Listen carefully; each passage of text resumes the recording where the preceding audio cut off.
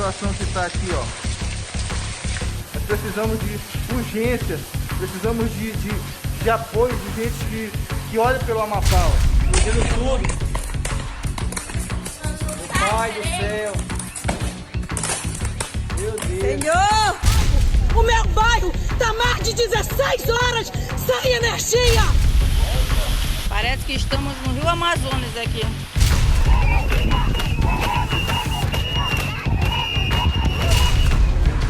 Perdeu tudo.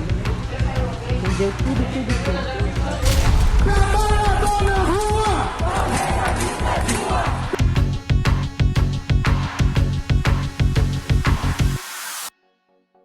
Olá, seja bem-vindo à segunda temporada do Amazônia que eu quero. O programa de abertura é especial, tanto que dividimos em duas partes. Nós vamos mostrar para você as causas e consequências do apagão no Amapá. Neste programa, vamos fazer um balanço do que aconteceu no estado do Amapá. Além disso, mostrar os impactos econômicos por causa da falta de energia, além do papel da imprensa, fundamental na disseminação da informação em meio a uma escuridão.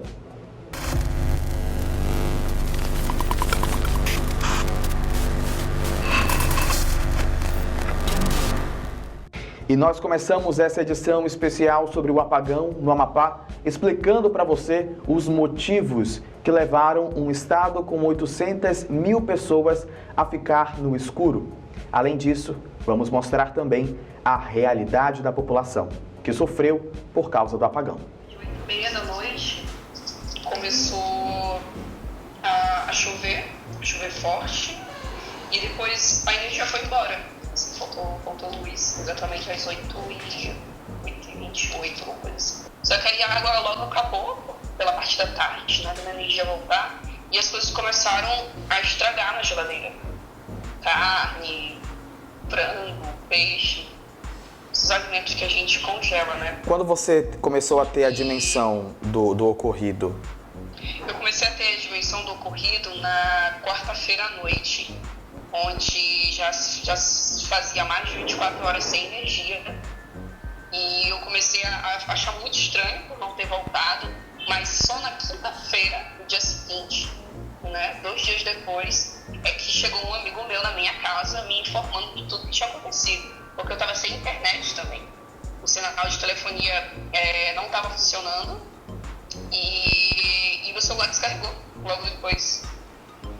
Então, ele chegou lá em casa, um amigo meu, e informou, falou, olha, teve a queima de um transformador e tudo mais, e vai demorar mais de um mês para ser consertado, ou seja, vai demorar mais de um mês para normalizar a energia. Eu fiquei, caramba, como assim, né? Como assim? E a primeira notícia que veio era que esse transformador havia sido atingido por um raio durante a tempestade e que havia incendiado, né, em seguida, e assim danificou o sistema de abastecimento de energia em mais de 90% do estado. Com a construção da linha Tucuruí, Macapá, Manaus, nós ficamos dependentes dessa linha de transmissão que chegava nessa subestação onde ocorreu o acidente, né? E tínhamos lá 3 transformadores de 150 MVA cada um, e um estava fora do sistema, fora de operação, e tínhamos 2 apenas em operação. Então ocorreu um acidente num e afetou o outro. Um foi totalmente danificado e o outro foi possível sua recuperação. De sorte que durante 4 dias nós ficamos totalmente em 13 municípios do estado, foram atingidos por esse apagão, ficamos sem energia. Recuperaram um transformador, foi possível a recuperação de um transformador. Mas esse único transformador não foi suficiente para atender toda a demanda do estado, né? Ficou basicamente operando em torno de 150 megas desse transformador, que recebia essa energia de Tucuruí, mais a geração da nossa hidrelétrica, 78 megas. É bem abaixo da necessidade real do estado. Então foi bem complicado, porque era muita gente precisando da mesma coisa ao mesmo tempo. Então tinha que ter muita paciência. E E nessa coisa de procurar gelo, eu encontrei um comércio onde tinha um gerador. E lá eles tinham energia, né? Então eles estavam disponibilizando as tomadas para as pessoas descarregarem os celulares. Então, quando eu cheguei lá, tinha cerca de 100 pessoas, assim, sabe, aglomeradas no comércio, esperando a tomada liberar para poder carregar o celular. Ele cobrava para carregar? Não. Eram muitas coisas do esgoto vão parar no rio, infelizmente. E então, a água do rio, ela é meio que inapropriada para consumo, para tomar banho, essas coisas. E durante o apagão, eu passei por lá, né, procurando gelo, né, então eu meio que atravessei a cidade. Quando eu passei por lá, eu vi as pessoas tomando banho no rio, as pessoas pegando água do rio para lavar louça, para fazer comida. E o que me impactou muito foi uma mãe, assim, uma senhora com 3 filhos, um filho no braço pequeno e 2 menores, e um mais grandinho assim, carregando um balde de água, e ela carregando um balde de água num braço, o filho do outro, e a água, sabe, aquela água que não é própria para consumo. Na sua avaliação, demorou para se resolver o problema? Não, eu acho que foi feito no menor tempo possível para ser feito. Inclusive, o deslocamento de um transformador também de algumas toneladas, né, 80, alguns falam de 80, 90 toneladas, que estava no Laranjal do Jari, até chegar em Macapá, isso demorou um tempo razoável, né? Não é de imediato, não é fácil a logística para transportar o equipamento desse porte. Houve um remanejamento de alimentadores para que pudéssemos ter energia em alguns bairros algumas horas, né? 6 horas mais ou menos que foi esse rodízio que foi feito, né? Mas isso realmente causou um transtorno muito grande para a população. A resolução do problema Demorou? Demorou 22 dias o problema ser solucionado. Agora tu imagina um problema de crise energética do calibre que foi esse em Macapá, no Amapá, ocorresse, por exemplo, em São Paulo, Rio de Janeiro, Minas Gerais, em alguma cidade do centro-oeste, do sul. Eu creio que não aconteceria toda essa negligência que ocorreu, né? O que já se tem de informação oficial ainda não se sabe, mas na sua avaliação como técnico, essa explosão aconteceu por qual motivo? Tem como a gente apontar, tem como a gente colocar o que aconteceu para essa explosão acontecer em um dos geradores? Realmente esse é o grande objetivo que está sendo feito lá pela ANEEL e pela própria empresa que ficou com essa responsabilidade de apontar realmente as causas, né? É claro que qualquer subestação e raios, isso acontece normalmente em todo o Brasil, né? Então deveríamos ter uma proteção adequada e temos que identificar por que essa proteção não foi acionada, né? Não funcionou essa proteção, né? Você tem medo que isso ocorra de novo? Sim, bastante medo. Inclusive ontem faltou energia aqui. Em boa parte da cidade, a Zona Norte ficou sem energia durante mais de 6 horas sem energia. Por quê? Porque o problema de fato do apagão não foi solucionado. A solução do problema seria o conserto do gerador de backup, né? Teve uma situação assim que escancarou um problema histórico que eu acho que a gente vive aqui no norte, ao norte como um todo, principalmente o Amapá. A gente é invisibilizado em termo nacional, né? O resto do Brasil meio que não enxerga a nossa situação real aqui na Amazônia como um todo, no norte principalmente. E a economia do estado sofreu forte queda durante e após o apagão. Explica pra gente esse momento da Covid e a economia no comércio antes do apagão, até a gente chegar no Amapão no apagão, perdão, e as coisas já desandarem de modo geral mesmo.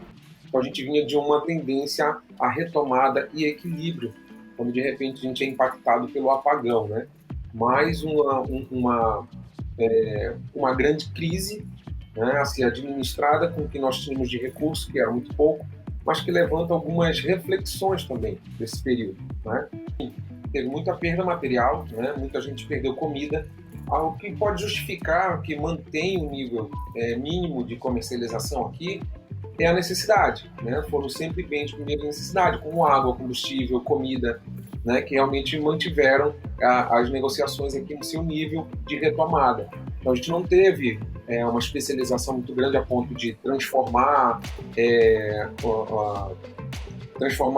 as tendências, né? Então as tendências foram mantidas e a gente focou especificamente nos bens de primeira necessidade.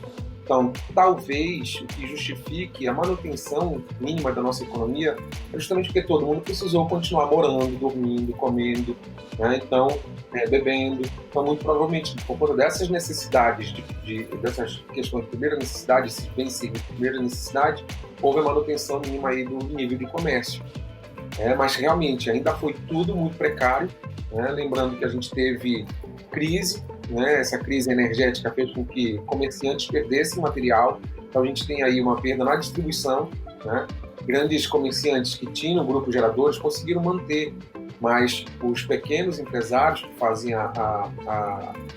o comércio difuso, né? O comércio que vai para a ponta no comerciante, no consumidor final, esse sim teve grande prejuízo, não tinha condições de ligar um motor para fazer uma geração própria de energia elétrica. Então, manter frios e congelados foi um desafio para todo mundo. Já dá para se estimar perda? Os prejuízos eles vêm muito, não somente na ordem econômica, mas também na ordem emocional.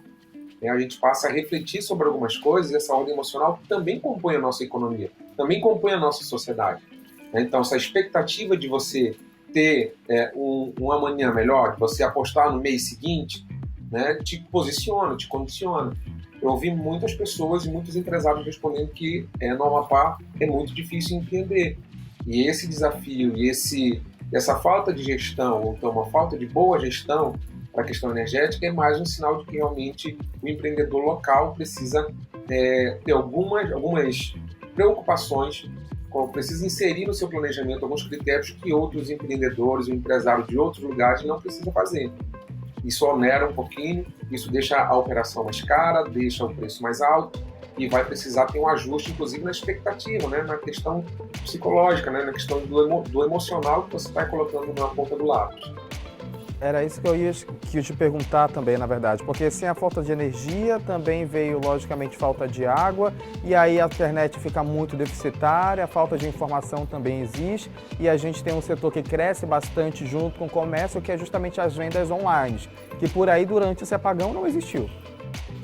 Não. Assim, em alguns pouquíssimos lugares da cidade, foram preservados alguns circuitos por conta do centro Covid que precisavam ter abastecimento de energia elétrica, né? O pessoal correndo atrás de ventilador, a pilha ou a bateria, que assim que voltasse a energia no sistema intermitente, você carrega suas baterias, aí quando vai embora a energia você usa a sua bateria, até o esgotamento final dela, porque não dava tempo de usar antes de continuar o uso, acabava toda a bateria antes do próximo ciclo. Então, era ventilador, a pilha, as lanternas, a pilha ou bateria. Então, todo mundo estava atento a esse tipo a essa nova compra, né? Então, as filas que se formavam nos comércios tradicionais de atendimento pessoal, que estava fechado e acabavam de abrir novamente por conta das medidas restritivas do Covid, passaram a aglomerar pessoas ali dentro para comprar coisas muito tradicionais, né? Que não estão no foco de uma economia que pretende algum tipo de desenvolvimento, né? Infelizmente, nós vivemos isso. Não parecia ser tempo da nossa era, parecia ser um tempo anterior. Essa é a grande verdade. Falando do futuro agora, o que se esperar da economia do Amapá pós-Covid e pós-apagão?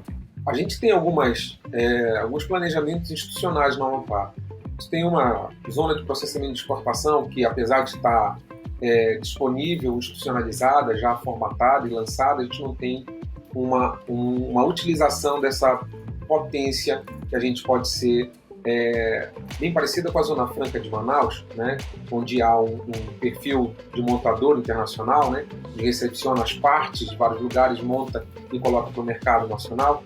A gente tem uma zona que poderia fazer o inverso, para fazer exportação, né? A gente também tem uma zona de recepção regional e então fazer a exportação a partir do Amapá. Infelizmente, isso não está na pauta das nossas instituições atuais, apesar de estar disponível. Então, o Amapá pode sim desenvolver, pode apostar numa pauta industrial, né? Porque a gente já tem talvez um dos maiores complexos de proteção ambiental do Brasil, né? Nossa área protegida ela é muito extensa e essa proteção dá conta de utilização adequada, de utilização racional, não uma proteção total a ponto da gente não conseguir fazer um uso. Como era seu lucro e com o apagão principalmente, como ficou o seu lucro? Olha, antes do apagão, antes de pandemia, antes de ter todas essas coisas, o lucro era excepcional. Variava entre 2.000 e 2.500 diariamente. Depois veio a pandemia, deu uma queda, fechamos em 1.500 por dia e durante o apagão zerou porque só foi prejuízo daí para frente. Você demitiu funcionários, perdeu produtos? Perdi toda a produção que a gente tentava fazer durante o rodízio da energia, era perdida, porque não cumpriu funcionários, eu tive que dispensar por um mês inteiro, 2. Agora que restabeleceu a energia foi que está voltando aos poucos, mas não é como antes não. Quando estava pico de energia, que voltava, a gente tentava funcionar, tanto foi que foi embora meu forno, eu tive um gasto tremendo, né, com essa queimou ele, e aí tive que tirar do meu bolso para tentar consertar o mais rápido possível. Dinheiro da onde a gente tem, a gente é trabalhador numa pandemia, com um negócio fechado. O que mais te revoltou aí? Se você tivesse a oportunidade de conversar com autoridades, o que você pediria, o que você falaria? O que te revoltou? O que mais te revoltou aí, com tudo isso, com todo esse apagão? A revolta maior foi a falta de responsabilidade deles com a gente. A gente se humilhou aqui. Sabe o que é sentir humilhada de ter pessoas que dependem de ti, tu não poder fazer nada? Porque tá de portas fechadas. Eu ia dizer para eles olharem mais um pouquinho pro povo, né? Pra gente que é microempreendedor, para não deixarem acontecer uma falta de responsabilidade dessa. Você conseguiu fazer algum empréstimo através do governo do estado, com algum auxílio, ou do governo federal? Não. Eu não consegui fazer empréstimos desses que vêm agora do auxílio do governo federal. Eu não consegui. Eles dizem que é facilitado, mas não é facilitado, nada, não tem nada facilitado, entendeu? Eu fui atrás algumas vezes, mas não consegui. Os empréstimos que eu consegui fazer para tentar consertar o meu forno foi de pessoas simples como eu, de vizinhos, de coleta, de gente que realmente quer ajudar. Agora, de outra maneira, não consegui. E a disseminação da informação foi um grande desafio para os jornalistas. A Rádio CBN Macapá, aqui do Grupo Rede Amazônica, foi a única emissora que funcionou durante o apagão. Nessa idade de jornalismo, com a tua idade, o apagão no Amapá foi o teu maior desafio? Com toda certeza que foi. Com toda certeza foi, porque quando a gente fala de uma situação, de uma cobertura que você vai cobrir jornalisticamente, você vai cobrir ali, sempre são situações que aquelas pessoas passaram, né, que terceiros passaram. Eu acho que a questão maior assim, do apagão não é nem em si a falta de energia. Acho que isso, obviamente, foi o que iniciou, né, todo o processo, mas porque isso desencadeou assim, outros processos de muito mais violência, que foi o que colocou o Amapá, né, dentro de uma crise que para a gente é um crime humanitário, na verdade, é muito grande, e que ele não foi findado com a volta da energia. Inclusive, muitos lugares continuam sem energia, continuam sem água potável, as pessoas continuam passando fome.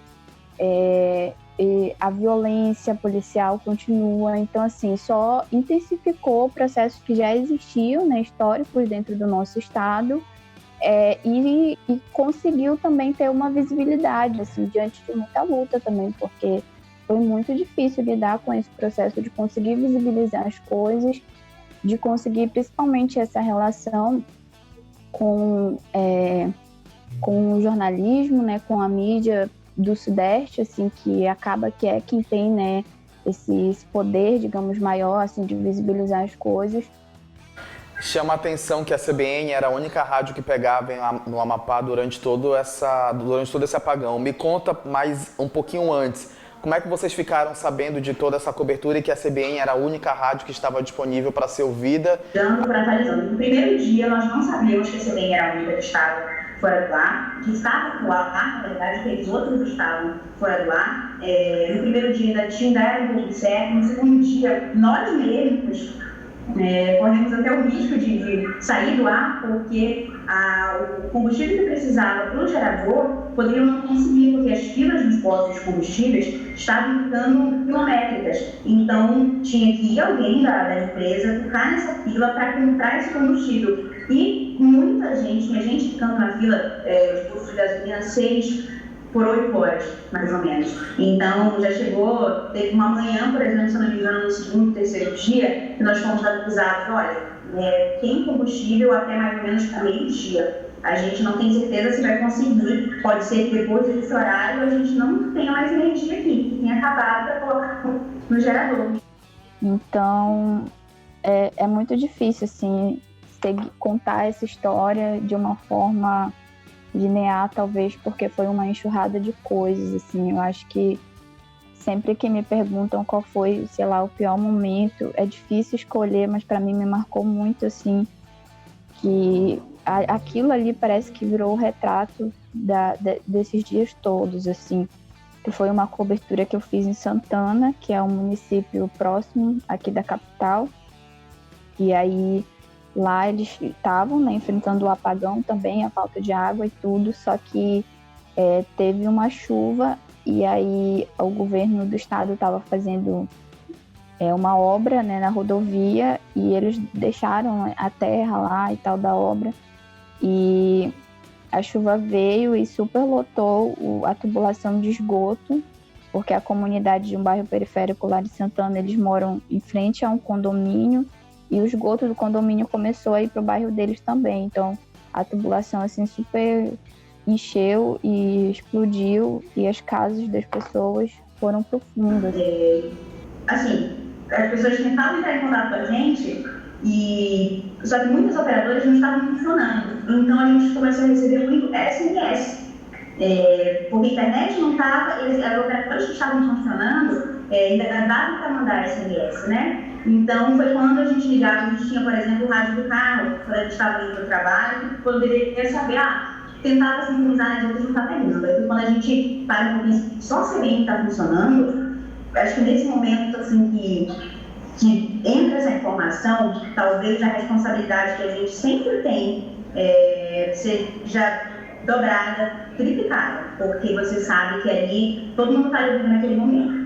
Nós mudamos toda a nossa programação, claro, dos nossos jornais, nenhum outro assunto entrou em todos esses dias que não fosse realmente o apagão. As pessoas tinham necessidade de saber, precisavam saber o que está acontecendo. Tinha gente que estava isolada, tinha gente que não tinha contato, a gente ainda assim começou a viver o apagão no meio de uma pandemia. Então as pessoas já não estavam saindo, não estavam tendo acesso, poderiam ter acesso a uma informação, por exemplo, não estavam andando na rua. Então as pessoas tinham que estar em casa. Tem muita informação. O primeiro dia que eu consegui publicar foi assim intenso, porque era onde não tinha energia assim mesmo, não tinha nada mesmo de energia em nenhum dos lugares. E aí eu tinha conseguido pegar o sinal do meu celular, e meu celular tinha ficado com bateria, e aí depois de 2 dias incomunicável, né, ele tinha conseguido um sinal. E aí foi quando eu percebi que a gente estava vivendo, né, o apagão, assim, e o desespero das coisas. E aí eu entrei num grupo de jornalistas de direitos humanos que tinha contato. E aí pedindo, né, gente, está acontecendo isso no Amapá e tal. E preciso que alguém aí divulgue o que está acontecendo aqui. E aí, na hora, assim, os amigos de lá, assim, começaram a passar o meu contato para veículos. E, na verdade, eu nem tinha a intenção de fazer a cobertura. Eu só queria que as pessoas falassem, né, o que estava acontecendo, assim, sei lá, publicasse uma nota, alguma coisa. E esta foi a primeira parte do programa Amazônia que eu quero, o especial sobre o apagão no Amapá. Na próxima quarta-feira, nós vamos falar sobre as eleições, o sistema de saúde do estado, as manifestações por causa do apagão e, é claro, o futuro com foco na energia elétrica na Amazônia. Até lá!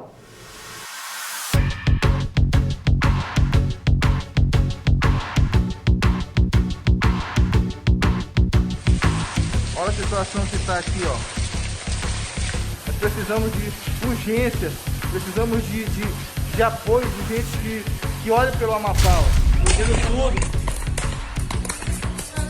Pai do céu. Meu Deus. Senhor, o meu bairro tá mais de 16 horas sem energia. Parece que estamos no Rio Amazonas aqui.